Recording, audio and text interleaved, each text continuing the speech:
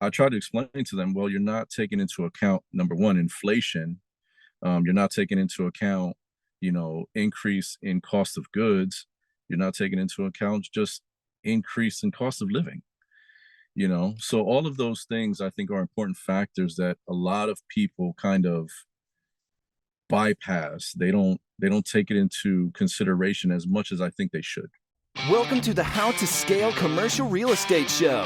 Whether you are an active or passive investor, we'll teach you how to scale your real estate investing business into something big.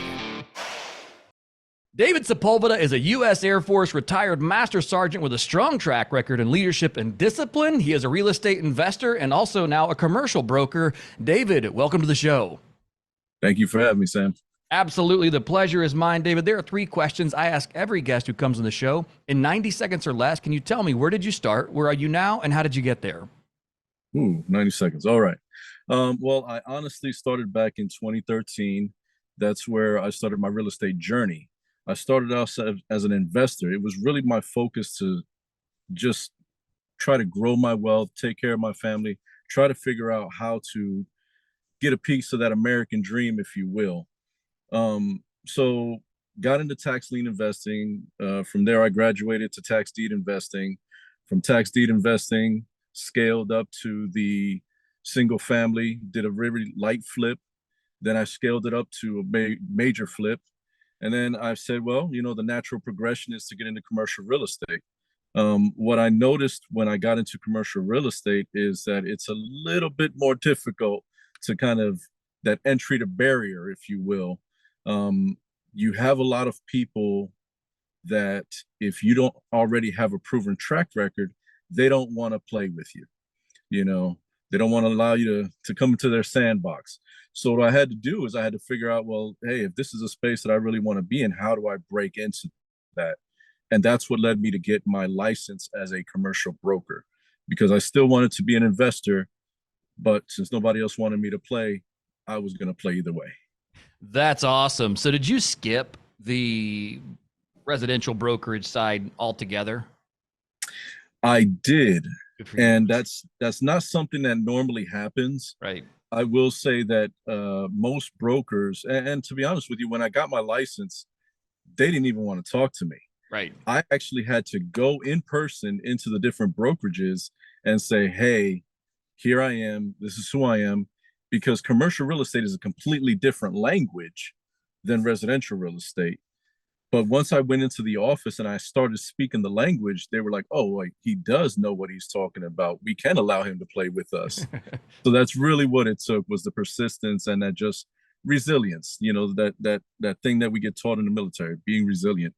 Be resilient. Absolutely. One of the things that sounded like you did right was to understand who it was you were talking to when you went to these brokerages and say, hey, look, I've already done my homework. I know this industry. I mean, a lot of times, like you said, you got to have some sort of experience or something to kind of break in or get your foot in the door. What did you do once you got into the commercial real estate world to really solidify your position?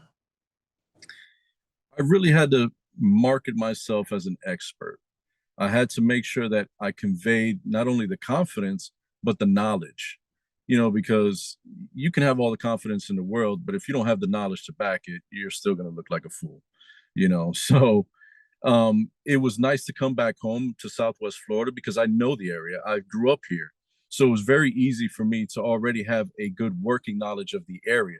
So then all I had to do was really express to all of the different business owners and the different landlords and whatnot that I do understand the market as well as the market product itself. Got it. Very, very cool. So what year was it then that you got or you became a commercial real estate broker? I actually got my license back in 2021. Okay. License in 2021, and you specialize, we talked about this off air, so I'll ask a little bit of a leading question, but you specialize in retail and multifamily. Things have changed incredibly in both of those asset classes from 2020, especially in the retail side, and multifamily, has gone hot and heavy, and then we've seen quite a bit of slowdown on the transaction side on that. Is that something you're also seeing in your market, or are things still just running wide open where you are? Southwest Florida is a very hot market. We're actually seeing growth in a lot of different sectors. Unfortunately, I don't get to capitalize on the downturn as everybody else may be able to in other areas of the continent. But Southwest Florida is just, the growth has been phenomenal. We're talking, last I checked, 1,000 people moving to Florida daily. And out of that 1,000, we were capturing here in Southwest Florida, I believe it was maybe 10 to 15% of that. Wow, that's a lot. That's a lot. That's really interesting. So you haven't seen the transaction volume slow down at all on the multifamily side. No, we saw a little bit of a pause because of Hurricane Ian. So a lot of people were, kind of holding on to their money, both on the buyer side and seller side. The buyers were trying to see what the sellers were going to do with the properties, if they were going to fix it up with the insurance money, if they were going to take the insurance money and run. So we saw a bit of a pause there.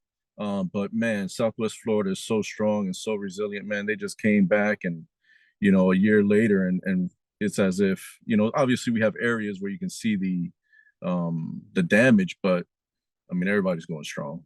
Man, that's great. I think it's one of those things that we hear it, but you don't. If you listen to the national conversation, it's going to say, man, transaction volume in multifamily is down, 75% year over year on a national level, but real estate is indeed local. So I think that's the other part of it is, for you guys, it's almost as if it sounds like interest rates have risen, but you guys haven't taken notice. No, not as bad as the other parts. I mean, there might have been a bit of a slowdown, but not enough for me to be like, hey, there's just an abundance of multifamily. Come shopping here, Come shopping and say, well, let's talk about then. What are people buying right now that makes sense for you guys?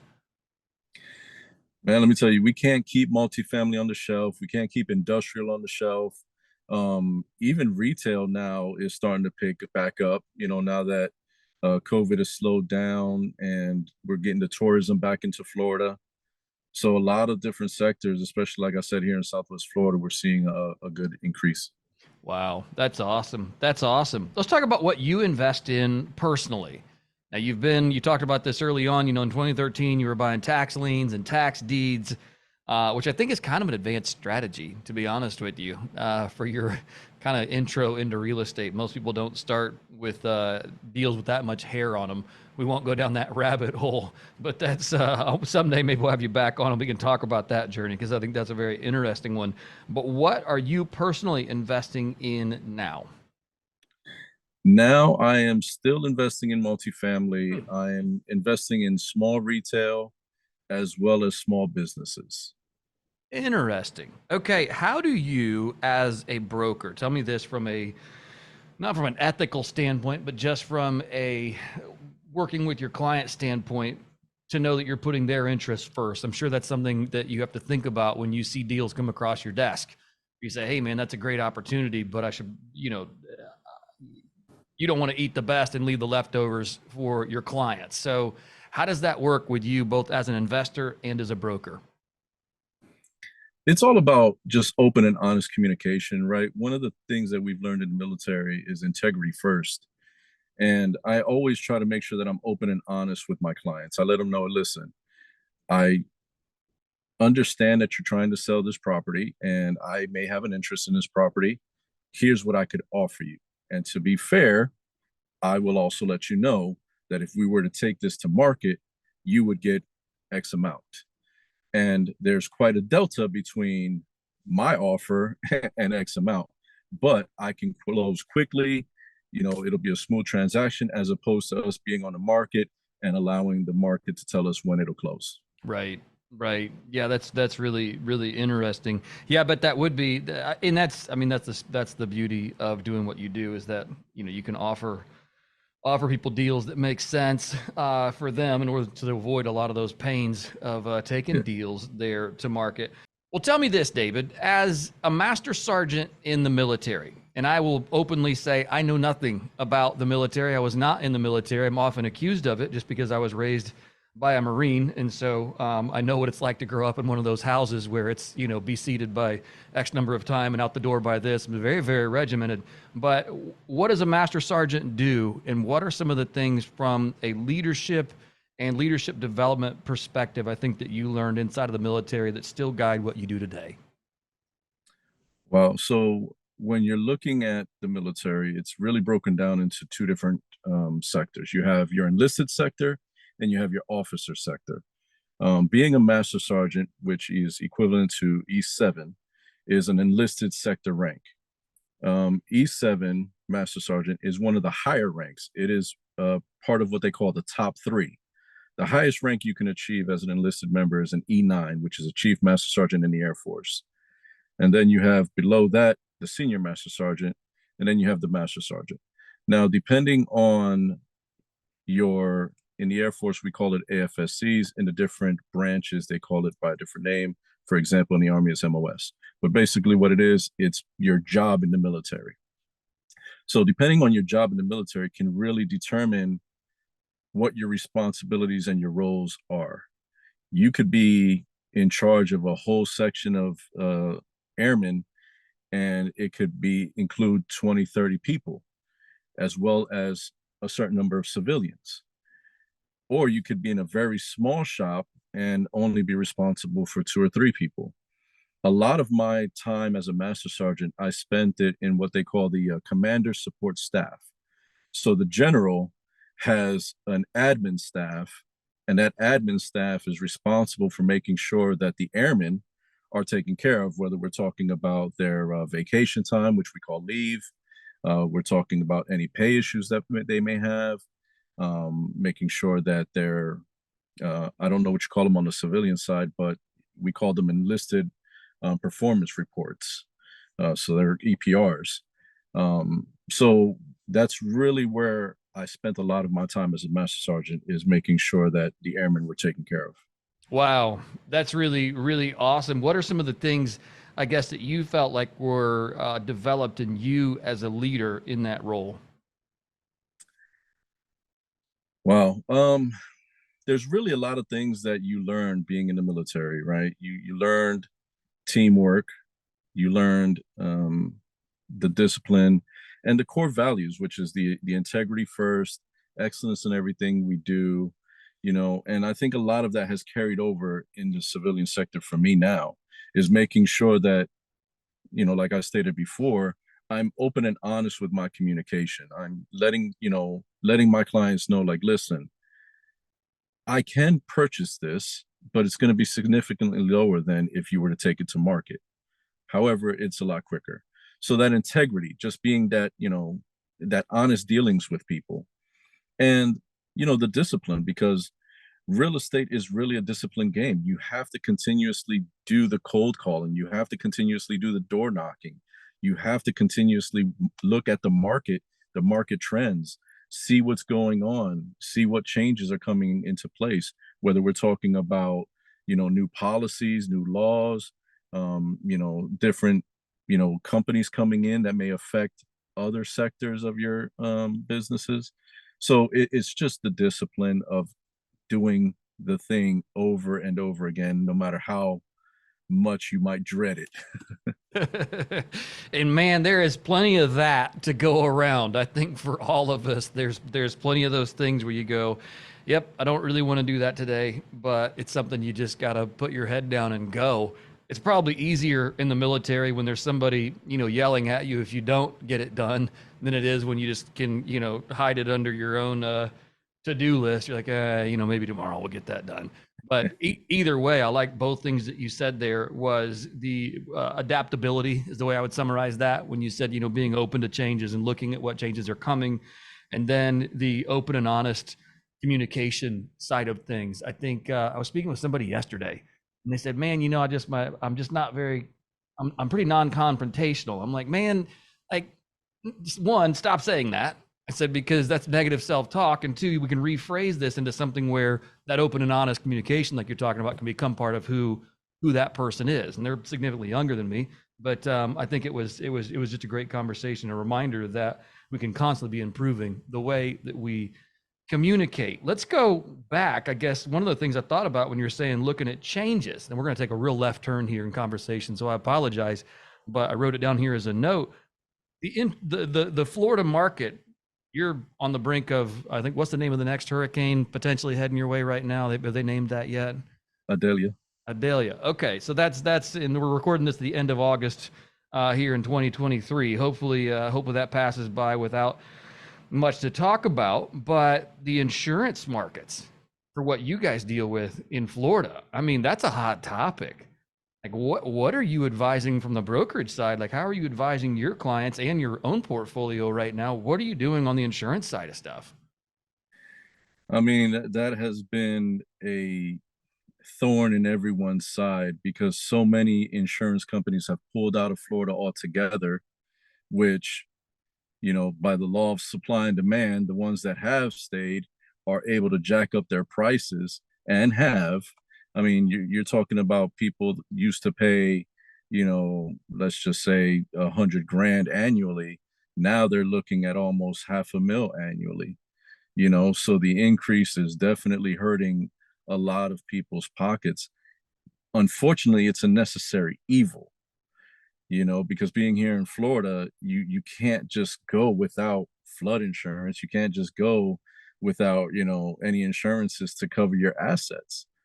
So unfortunately, I try to make sure that I have surrounded myself with the best team so that my clients can win. So I do work with a good insurance broker who goes out there and finds my clients the best insurance coverage that they can. What are people doing to offset some of those just astronomical rate increases?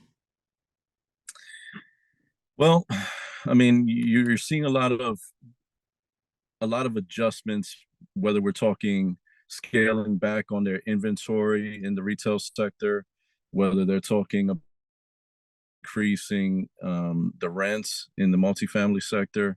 So you're seeing a lot of cost is being passed down, which it's understandable. But unfortunately, when you're in a market that you have a mix of fixed income and disposable income, those with the fixed income really feel the pain of those, costs being passed down. And there's really nothing, there's nothing you could do about it. I mean, it's just it is. I mean, that you can't continue to absorb those astronomical rate increases without then eventually, passing that on down to the end user. And that's, I don't see any other way around that. I mean, especially again, as you said, insurers are leaving the market, leaving just a few there to choose from.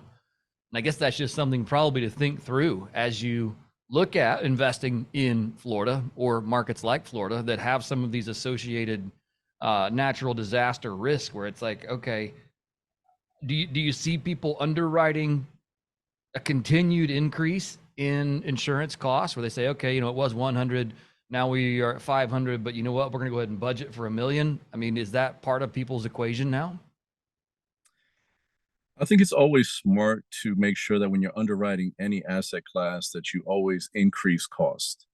I think, whether we're talking about a increase of 3% or whether we're talking an increase based on prime rate or even the CPI, I think it's wise to. I don't see it a lot.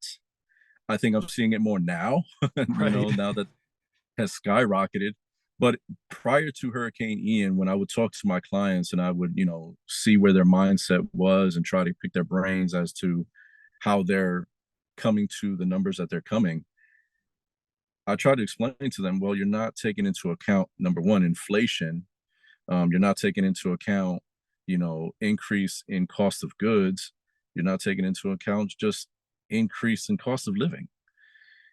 So all of those things I think are important factors that a lot of people kind of bypass. They don't take it into consideration as much as I think they should. Interesting. Well, there's the nugget for the day. If this is something you haven't been considering in your underwriting, David just laid it out for you. Make sure you're including those things and really probably padding those stats, especially in higher risk markets such as Florida on some of those variable costs that you have. I mean, that's the other bummer about it. It's like you have absolutely no control over it. It's like, Yeah. oh, by the way, your insurance went up $400,000 and you did nothing wrong. It's not like, it's not like half of your property burned down, you rebuilt it, and they're like, oh, okay, well, you're a terrible manager. It's like, by the way, we're going to, quintuple the cost of your insurance, and you're just kind of stuck. So that's, preparing for some of those things can be a difficult thing to do and put in your underwriting, because it might kill more deals than you would like. But then again, Yeah, and I think that's what I think that's the deterrent for a lot of people. I think they're so caught up in the momentum of trying to get a deal that they don't look at the fact like, well, what are the factors that will make this a good deal? right. Because in the long run, if you don't take those things into consideration, even a good deal today may not be a good deal tomorrow.